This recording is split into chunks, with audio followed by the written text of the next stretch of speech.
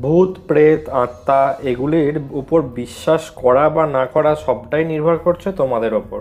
তোমরা খোঁজ নিলে নিশ্চয়ই দেখতে পাবে যে তোমাদের আশেপাশেই এরকম ঘটনা লোকমুখে প্রচলিত আছে অনেক। সে সত্যিই হোক বা মিথ্যে, ভুতুড়ে বাড়ি জায়গার নাম তো অনেক হলো। আজ এমন একটা হন্টেড পুতুলের ঘটনা তোমাদের শোনাবো যা বহু বছর ধরে মানুষের মনে ভয়ের কাঁটা গেঁথে চলেছে। The haunted doll, Annabelle. সালটা 1970। ঘটনার সূত্রপাত এখান থেকেই। ডোনা নামের এক নার্সকে তার মা তার 28তম জন্মদিনের উপহার হিসাবে এই পুতুলটি উপহার দেন। ডোনা খুব খুশি হয়ে পুতুলটিকে তার কোয়ার্টারে নিয়ে আসে। ডোনা আরও একটি নার্স অ্যাঞ্জির সঙ্গে থাকতো। পুতুলটি বেশ বড় হওয়ার কারণে তারা ঘরের এক জায়গায় সেটিকে বসিয়ে রাখত। তবে ডোনার মা পুতুলটি পুরনো জিনিস কেনার একটি দোকান থেকে সেটিকে কিনেছিলেন। পুতুলটি কিন্তু নতুন ছিল না। পুতুলটি কোথায়, কখন, কিভাবে তৈরি হয়েছিল তার সম্বন্ধে কোনো তথ্য আজ পর্যন্ত পাওয়া যায়নি। দিন বেশ ভালোই কাটছিল, কিন্তু হঠাৎই তারা লক্ষ্য করে যে দিনের শুরুতে পুতুলটিকে তারা যেখানে ঘরের বসিয়ে রেখে যেত, দিনের শেষে পুতুলটি অন্য জায়গায় ঘরের সরে যেত। অথচ ঘর বাইরে থেকে লক করা থাকতো এবং চাবি থাকতো তাদের কাছে। অ্যাঞ্জি এবং ডোনা দুজনেই লক্ষ্য করে যে ঘরের চারিদিকে হেল্প মি লেখা কাগজের নোট পড়ে থাকতে। লেখাগুলো বিশেষ এক ধরনের পুরনো কাগজে লেখা হতো, যে কাগজগুলি তাদের ঘরে ছিল না। অ্যাঞ্জির বয়ফ্রেন্ড লৌ একদিন ওই ঘরে দুপুরবেলায় একা ঘুমাচ্ছিল। দরজা ছিল ভিতর থেকে বন্ধ, কিন্তু হঠাৎই বিকট আওয়াজে তার ঘুম ভেঙে যায়। তার মনে হয় কেউ যেন ঘরের ভেতর দাপাদাপি করে বেড়াচ্ছে। সে লক্ষ্য করে পুতুলটি মুখ থুবড়ে মাটিতে পড়ে রয়েছে। হঠাৎই তারপর সে বুকে যন্ত্রণা অনুভব করে। কোনো অদৃশ্য জন্তু যেন তার বুকে হিংস্রভাবে আঁচড় কেটে দিচ্ছে। সে ভয় পেয়ে অজ্ঞান হয়ে যায়। জ্ঞান হলে সে দেখে তার বুকে কোনো আঁচড়ের দাগও নেই, কোনো যন্ত্রণাও নেই।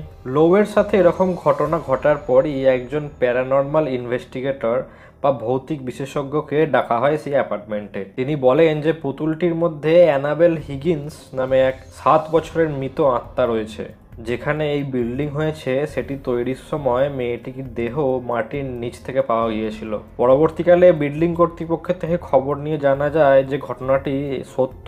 তারা অ্যানাবেল পুতুলটির থেকে মুক্তি পাওয়ার জন্য লোকাল প্রিস্টের সঙ্গে যোগাযোগ করে। প্রিস্ট তার উপর মহলের সাথে ব্যাপারটি আলোচনা করলে এড এবং লরেন নামের 2 বিশেষজ্ঞকে চার্চের তরফ থেকে পাঠানো হয়। তারা ওই অ্যাপার্টমেন্টে এসে ডোনা এবং অ্যাঞ্জির সঙ্গে কথা বলে। তারা জানান যে কোনো এক শয়তানের আত্মা অ্যানাবেলের নাম নিয়ে পুতুলটির মধ্যে রয়েছে, আর ওই আত্মা কোনো মানুষের শরীরে ঢোকার চেষ্টা চালাচ্ছে।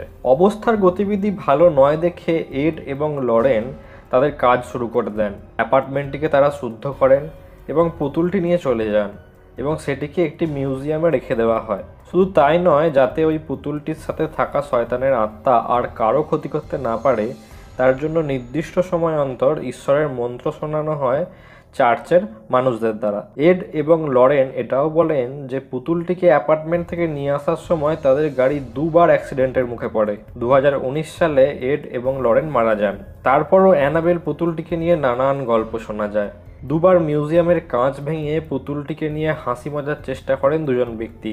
একজন বাড়ি ফেরার সময় বাইক দুর্ঘটনায় মারা যান, অন্যজন আহত হয়ে হাসপাতালে ভর্তি হন। সুস্থ হলে তাকে জিজ্ঞাসা করলে তিনি বলেন যে গাড়ির পিছনের সিটে হঠাৎ করে তিনি অ্যানাবেল পুতুলটিকে বসে থাকতে দেখেছিলেন। বর্তমান সময়ে পুতুলটি এখনও মিউজিয়ামেই রয়েছে। রোমহর্ষক ঘটনা থেকে তৈরি হয়েছে জনপ্রিয় কয়েকটি সিনেমা। তবে বিশ্বাস আর অবিশ্বাস এই 2 দলের মধ্যে তর্ক চলে এখনও। কমেন্টে জানাবেন আপনারা কেমন লাগলো আমাদের এই নতুন ভিডিও, এবং আরও ইন্টারেস্টিং কিছু ভিডিও পেতে তাড়াতাড়ি সাবস্ক্রাইব করে নিন আমাদের এই চ্যানেল। ধন্যবাদ।